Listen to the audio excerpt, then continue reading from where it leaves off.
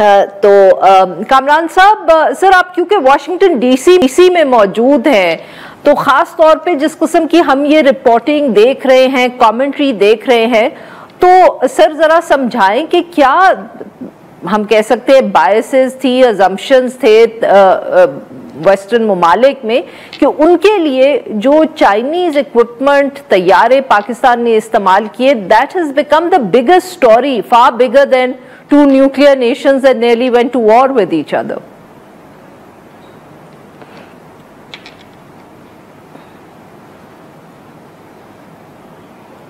कामरान साहब, आपको आवाज आ रही है?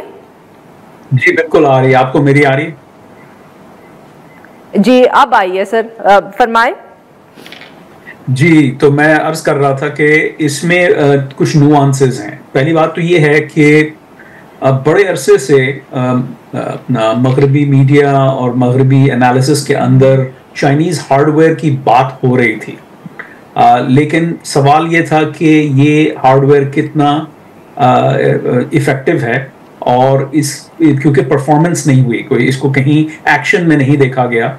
चाइनीज़ आपको पता है कि they have not had war experience जिसमें वो अपने जो है हार्डवेयर की प्रावस को जो है ना डेमोन्स्ट्रेट कर सकें। तो ये एक सवाल ही था कि अच्छा यार, ये हार्डवेयर पे हार्डवेयर बन रहा है, चाहे वो नेवल एसेट्स हैं, चाहे वो एयर एसेट्स हैं, वगैरह वगैरह, और फिर टेक्नोलॉजिकल ग्रोथ भी हुई है। तो I think this is the first time कि ये Chinese hardware has had a limited opportunity to demonstrate its prowess, and it has shown that it can be very lethal to at least European platforms and Russian platforms. मैं assume कर रहा हूँ कि जो है at least one of the Russian plane actually was down, either the MiG-29 or Sukhoi 30. अभी evidence आया नहीं, लेकिन इसमें एक बड़ी स्टोरी ये है कि the world would not have known कि ये हुआ है अगर इसमें पाकिस्तानी human wear involved ना होता. That was absolutely essential, क्योंकि जैसे मैंने पहले अर्ज किया, the Chinese have not had battle experience. तो जब बैटल एक्सपीरियंस नहीं है तो यू कैन शो कि whether you can utilize your hardware. So अभी the jury is still out on whether the Chinese are capable fighting force, लेकिन definitely उनका जो हार्डवेयर है, we've seen at least some significant glimpses of their capability, and again because it happened through Pakistani human wear. इसमें एक और चीज भी है, वो ये है कि चूंकि ये बहुत ब्रीफ एंगेजमेंट हुई है अस्करी लेवल पे, काइनेटिक लेवल पे, तो we have very few data points to go by, and they are also shrouded जो है वो फॉग ऑफ वॉर में। तो अगर ये थोड़ी देर चलता और तो एन मुमकिन है तो फिर चाइनीज जो हार्डवेयर की जो कमजोरियां वो भी आया होती, क्योंकि it can't be one way, and it's a mix of both. So I think that's where we are right now. बिल्कुल सही जी। साजिद हबीब साहब, सर आपने कामरान साहब की बात सुनी, उन्होंने जो पॉइंट्स हाईलाइट किए उस पर भी बात करेंगे, बट सर पहले हम अगर इधर से गुफ्तगू का थोड़ा सा आगाज करें कि ये चाइनीज जहाज, जो चाइनीज मिसाइल्स थे, उनके ऊपर आप थोड़ा सा बैकग्राउंड दें, और ये कि ये कब आए PAF के पास, बिकॉज ऑब्वियसली इस पे भी बहुत जैसे जिक्र हो रहा है, जैसे कामरान साहब ने भी किया कि एक पाकिस्तानी पायलट्स, उनका तजुर्बा, उनकी कैपेसिटी, और जो बार बार लोग बात करते हैं कि आपको ये वक्त भी चाहिए होता है कि आपके पास जो जहाज आए, जो सिस्टम्स आए, आप उनके ऊपर प्रैक्टिस करें। आरफा, सबसे पहली बात तो ये है कि चाइनीज़ टेक्नोलॉजी जब ये हमारा इनसे इंट्रैक्शन शुरू हुआ, दैट वाज बैक इन 1966, जब पहली दफ़ा हमारे पास MiG-19 आए थे। बड़े रूडिमेंट्री कन्वेंशनल जहाज़ थे, रशियन ओरिजिन था, और उसी के उनके इंजन भी उसी के थे। लेकिन आई थिंक पिछले कोई 20 वर्ष में जो टेक्नोलॉजिकल एडवांसमेंट हुई है in terms of on board equipment, avionics जो जहाज़ों के हैं, this was not known to the world. हमें आइडिया बड़े क्लियरली था, क्योंकि हमने जब अपना GF-17 का प्रोजेक्ट शुरू किया, इसका शुरू में नाम था super saver, it was started in 90s।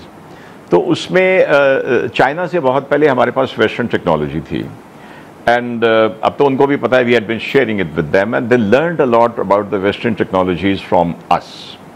उसके बाद जब हमारी जॉइंट प्रोडक्शन हुई थी, उनके पास सारा इंफ्रास्ट्रक्चर था, and then I think they are amazingly smart in picking up the technology and going a notch ahead in that. तो इसमें इनिशियली इवन इन JF-17 जब इसकी प्लानिंग हुई थी, इसके स्ट्रक्चर डिज़ाइन की प्लानिंग में हमारे अपने इंजीनियर्स मौजूद थे।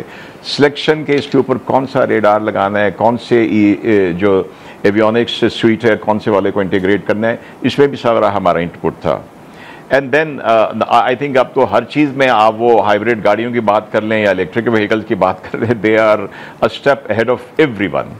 तो that was not known to them. और yes, Rafale is a very very important aircraft, there is no doubt about it. हमारे तरफ जो एक चेंज आई थी, दैट वाज जो हमारी एक पैराडाइम, एक जो आप समझ लीजिए स्ट्रैटेजी में एक पैराडाइम चेंज आई थी, that was with the induction of the F-16। There is no doubt about it. उससे एक पूरा हमारा कॉन्सेप्ट चेंज हुआ। लेकिन अब आप ये देख लीजिए कि जो अभी जिस तरह के ये मिसाइल्स और ये J-10 और ये PL-15 PLF एक्सटेंड जो है, ये जो चीज़ है, ये तो बहुत ही एक अमेजिंग एक सरप्राइज थी सारी दुनिया के लिए, not for even Indians only but even for the Americans. Nobody expected इस तरह की। इसलिए इसकी एक रीज़न और भी है कि अमेरिकन को आप देख लीजिए, अगर इजरायली उनके और यूरोपियन टेक्नोलॉजी को इस्तेमाल करें, किन के ऊपर कर रहे हैं? There is no resistance, there is no way to find out, because they don't, उनको कहीं आगे से ऑपोजिशन नहीं मिलती है। हमने मे भी, जैसे कामरान साहब ने कहा, in a short battle, but short and intense battle in a 2 days or 3 days time frame आप कह लें, आई थिंक हमने इतनी चीज़ों को टेस्ट किया है, writing not only just in the air and space, and with the full collaboration of the Chinese। और मैं समझता हूँ कि अब तो Chinese will be more keen to preserve the जो advantage उनको उनकी टेक्नोलॉजी को मिला है। So I think it's been tremendous। बिल्कुल सही। अब्दुल बासित साहब, सर आपने हमारे बाकी 2 मेहमानों की गुफ्तगू सुनी। आप क्योंकि अब हमें सिंगापुर से ज्वाइन कर रहे हैं, सो यू नो जोग्राफिकली एक दूसरा पर्सपेक्टिव ईस्ट एशिया का, साउथ ईस्ट एशिया का, तो आप वहां से जो लोग हैं या वहां कोई बहस उस इस सारी डिबेट पर हो रही है? Is there any interest there, या ये हम कह सकते हैं कि ये सिर्फ वेस्ट और चाइना के दरमियान ही ये बहस चल रही है?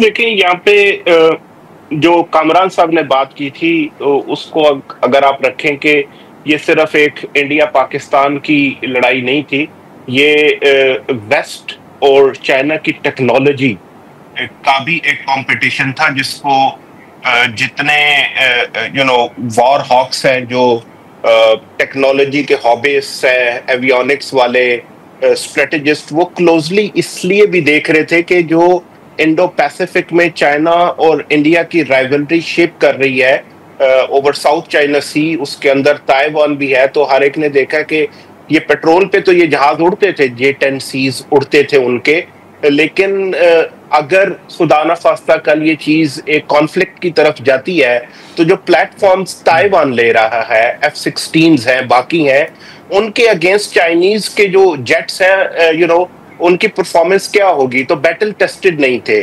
दूसरा तो एक तो ये एलिमेंट है उसके अंदर कि ये जो राइवलरी शेप करेगी साउथ चाइना सी के ऊपर, ताइवान के ऊपर, अगर वे कॉन्फ्लिक्ट की तरफ जब भी ये बातें जाती हैं, तो फिर इन प्लेटफॉर्म्स का आपस में जब एक मतभेड़ या कॉन्फ्लिक्ट होगा, जैसे एक छोटी सी बैटल हुई, so we saw a litmus test of it, लेकिन वो छोटा डेटा पॉइंट है, सैंपल साइज छोटा है, कामरान बुखारी साहब सेड। एक वो एंगल है इसका।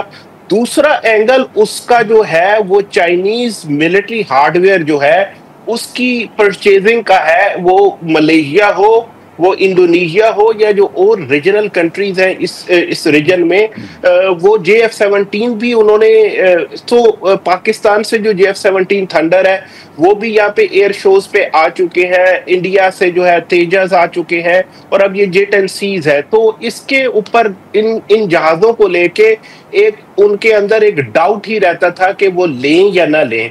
लेकिन मेरा ख्याल है यहाँ की जो मार्केट है, यहाँ की मार्केट के अंदर अब मेरा ख्याल है वो एक किस्म का वो जो शक था उनके अंदर कि इसकी कितनी रिलायबिलिटी है, बड़ा प्रॉब्लम रहता था कि बैटल टेस्टेड नहीं है। तो मेरा ख्याल है as far as that question is concerned, वो यहाँ पे उसका एक जवाब जो है वो मिल गया है। तो ये यहाँ पे इस तरह की डिबेट है जी। तो जो कस्टमर्स हैं उनके, वो अब दोबारा इसमें मेरा ख्याल है उनका इंटरेस्ट रिन्यू हो जाएगा, एटलीस्ट वो अब दोबारा से वो कॉन्वर्सेशन शुरू हो जाएंगी। और ताइवान को लेके I think America will be watching very closely के ये सिर्फ पेट्रोल नहीं है लेकिन कॉम्बैट में भी पोटेंट एक प्लेटफॉर्म है जो उनको टफ टाइम दे सकता है।